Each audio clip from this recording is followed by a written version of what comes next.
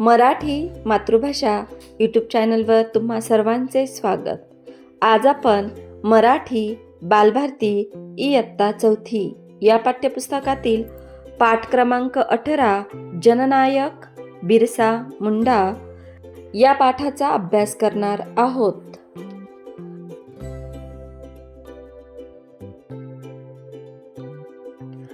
बिरसा मुंडा यांचा जन्म 15 नोव्हेंबर 1875 रोजी सुगाना व कर्मी या आदिवासी दाम्पत्यांच्या पोटी झाला। त्यांचे जन्मगाव उलीहातू हे रांचीजवळ आहे। बिरसाचे आईवडील शेतमजूर होते। घरची परिस्थिती अतिशय हलाखीची होती।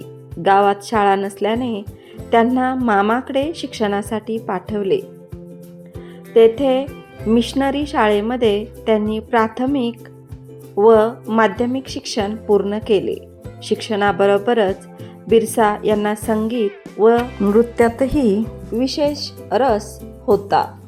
तो काळ पारतंत्र्याचा होता। संपूर्ण देशाला इंग्रजांनी गुलाम बनवून ठेवले होते। जंगलात राहणारे आदिवासीही या गुलामगिरीतून वाचले नव्हते।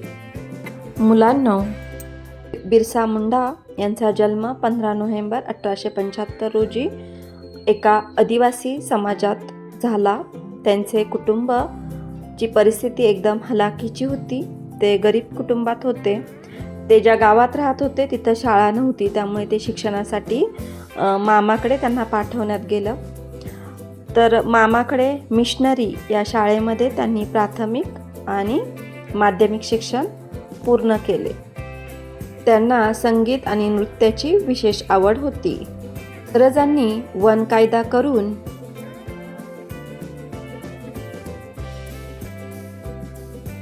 आदिवासींचा जंगलावरचा पारंपरिक अधिकार नाकारला होता।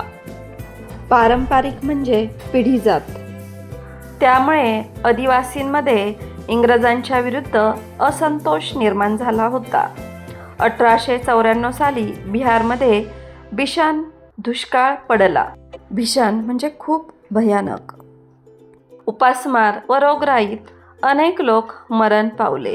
तशातच ब्रिटिशांनी जमीनदार व जहागीरांकरवी शेतकऱ्यांवर अवाजवी शेतसारा लावला होता।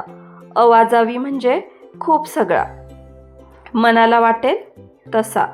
याविरुद्ध बिरसाने वेळोवेळी जनआंदोलन केले।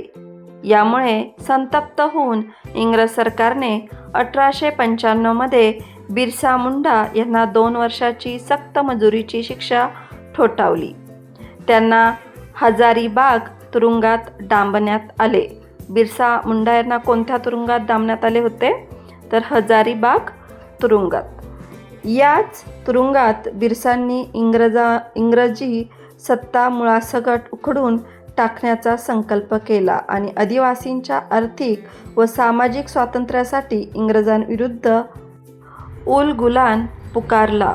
उलगुलान म्हणजे एकाच वेळी सर्वांगीण उठाव। 1897 नंतर बिरसा मुंडा यांच्या नेतृत्वाखाली आदिवासींनी आपल्या पारंपरिक शास्त्रांद्वारे अनेक लढाया केल्या। ब्रिटिशांना जेरीस आणले। जेरीस आणणे म्हणजे खूप त्रास देणे। परंतु ब्रिटिशांच्या आधुनिक शस्त्रांपुढे व मोठ्या सैन्यबळापुढे आदिवासी क्रांतिकारकांचा टिकाव लागू शकला नाही। 1898 मध्ये एका नदीकाठी झालेल्या लढाईत सुमारे 400 आदिवासी क्रांतिकारक शहीद झाले। शहीद होणे म्हणजे मरण पावणे, युद्धामध्ये मरण पावणे। आपल्या 25 वर्षाच्या आयुष्यात बिरसा मुंडा यांनी आदिवासी समाजाच्या शोषणाचे मूळ परकीय राजकीय व्यवस्थेत आहे हे ओळखले। त्याविरुद्ध आदिवासी समाजाला संघटित केले। संघटित करणे म्हणजे एकत्र करणे। ब्रिटिश सत्तेविरुद्ध वेळोवेळी लढे पुकारले। त्याचबरोबर आदिवासींचे आर्थिक शोषण करणाऱ्या जमीनदार व जहागीरदार यांच्या विरोधातही बंड पुकारले। त्यामुळेच आजही आदिवासी समाज बिरसा मुंडा यांना आपला नेता मानतो. त्यांच्या या कार्यामुळे त्यांना स्वातंत्र्य लढ्याच्या इतिहासात महत्त्वाचे स्थान आहे. मुलांनो, जननायक बिरसा मुंडा हे आदिवासी समाजाचे नेता होते. त्यांनी ब्रिटिशांविरुद्ध आवाज उठवला, अनेक जन आंदोलन केले, अनेक उठाव केले. आपले आदिवासी शस्त्र वापरून त्यांनी इंग्रजांना जेरीस आणले. बिरसा मुंडा यांनी आदिवासींच्या आर्थिक आणि सामाजिक स्वातंत्र्यासाठी इंग्रजांविरुद्ध लढा पुकारला होता. तसेच जमीनदार आणि जहागीरदार यांच्याविरुद्धही त्यांनी बंड पुकारला होता. सन 1900 मध्ये बिरसा मुंडा पहाडांमध्ये आदिवासी जनतेस मार्गदर्शन करत असताना ब्रिटिश सैन्याने अचानक हल्ला चढवला. पहाडांमध्ये म्हणजे डोंगराळ भागामध्ये बिरसा मुंडा हे आदिवासी समाजातील असल्यामुळे ते पहाडांमध्ये राहत असत आणि पहाडामध्ये आदिवासी जनतेस मार्गदर्शन करत असतानाच ब्रिटिश सैन्याने अचानक हल्ला चढवला, त्यांच्यावर आक्रमण केले. त्या ठिकाणी भीषण लढाई झाली. बिरसा मुंडांना चक्रधरपूर येथे बंदी बनवून रांची येथील कारागृहात त्यांची रवानगी करण्यात आली. बिरसा मुंडा यांना कोणत्या ठिकाणी बंदी करण्यात आलं तर चक्रधरपूर येथे, आणि त्यांना रांची येथील कारागृहात त्यांची रवानगी करण्यात आली, म्हणजे त्यांना त्या कारागृहात पाठवण्यात आले. तुरुंगात त्यांच्यावर अनन्वित म्हणजे खूप सगळे अत्याचार करण्यात आले.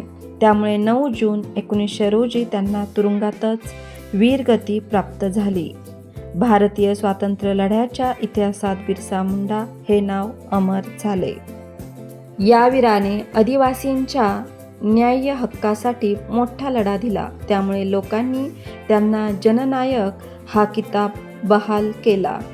तर बिरसा मुंडा यांना लोकांनी कोणता किताब बहाल केला तर जननायक. तर अशा पद्धतीने जननायक बिरसा मुंडा यांच्या जीवनाबद्दल माहिती आपण या धड्यातून पाहिली. हा धडा तुम्हाला नक्कीच प्रेरणादायक वाटला असेल. तर असेच नवनवीन शैक्षणिक व्हिडिओ पाहण्यासाठी आपल्या चॅनलला सबस्क्राईब करा.